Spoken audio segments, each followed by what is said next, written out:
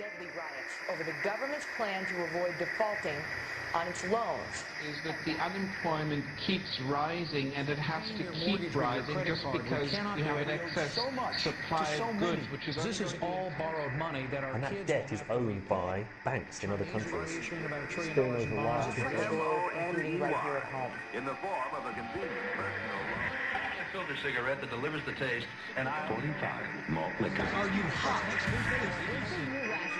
Quite some time ago, by a second, America is sponsoring I first learned it from my grandmother.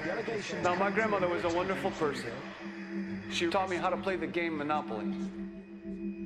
She understood that the name of the game is to acquire.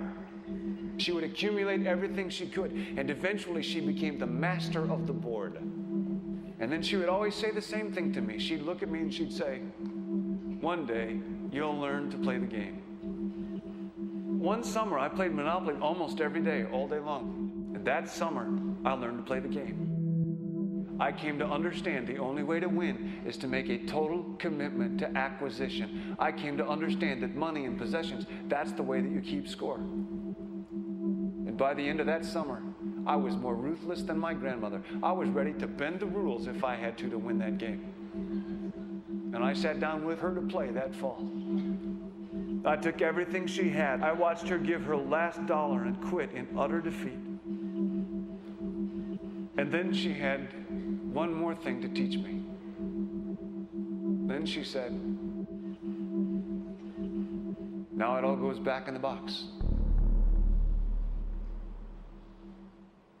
All those houses and hotels, all the railroads and utility companies, all that property and all that wonderful money. Now it all goes back in the box. None of it was really yours. You got all heated up about it for a while. But it was around a long time before you sat down at the board. And it will be here after you're gone. Players come and players go.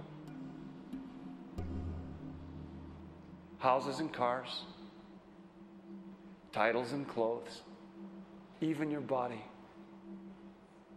Because the fact is that everything I clutch and consume and hoard is going to go back in the box, and I'm going to lose it all. You have to ask yourself, when you finally get the ultimate promotion, when you've made the ultimate purchase, when you buy the ultimate home, when you have stored up financial security and climbed the ladder of success to the highest rung you can possibly climb it, and the thrill wears off, and it will wear off, then what? How far do you have to walk down that road before you see where it leads? Surely you understand, it'll never be enough. So you have to ask yourself the question, what matters?